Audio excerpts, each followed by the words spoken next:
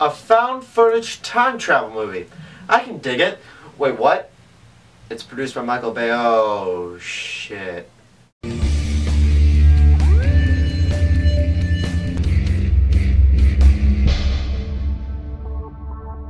Now, Project Almanac is the new movie delivered in the found footage genre, and it basically follows a group of teenagers, and they found out some way that they can time travel. But instead, it turns out that time travel isn't the best thing. They fuck a lot of shit up, and of course, it's in found footage.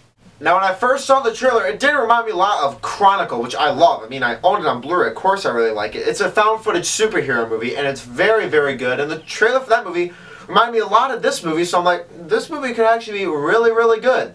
Does it live up to Chronicle? Not really. But this definitely was a pretty good movie, though. Now, the actors in this movie, I had no clue who any of these actors were. I have their names right here. There's Johnny Weston, Sophia Black, Sam Lerner, Alan Evangelista, Amy Landecker, Gary Weeks. Actually, they weren't that bad. They're actually decent. Like, I didn't say great, I didn't say good, I didn't say they were awful. They were decent. They were a lot better than I thought they were going to be, but that's not really saying much, really, is it?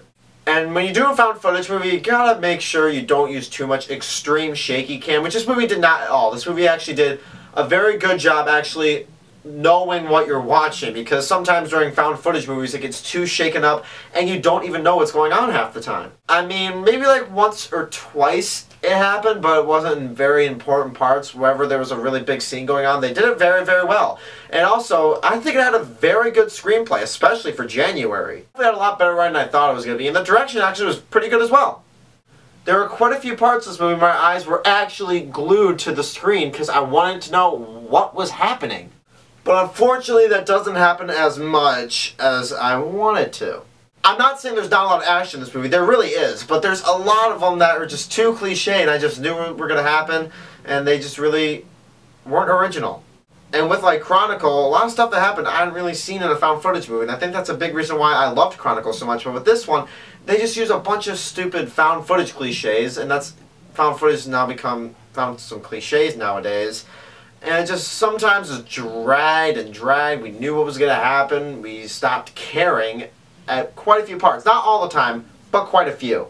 But overall, I still liked Project Almanac. I thought it was a very well-made film, decent acting, good writing, and definitely probably one of the best movies that you'll see in January. So definitely go see this at your theater if you're trying to find any good movie to see.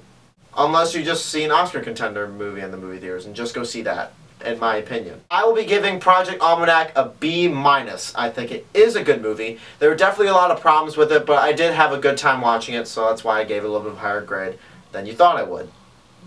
That is my review of Project Almanac, and I really hope you enjoyed it. And I'm Nick Stringer. I'll see you guys later.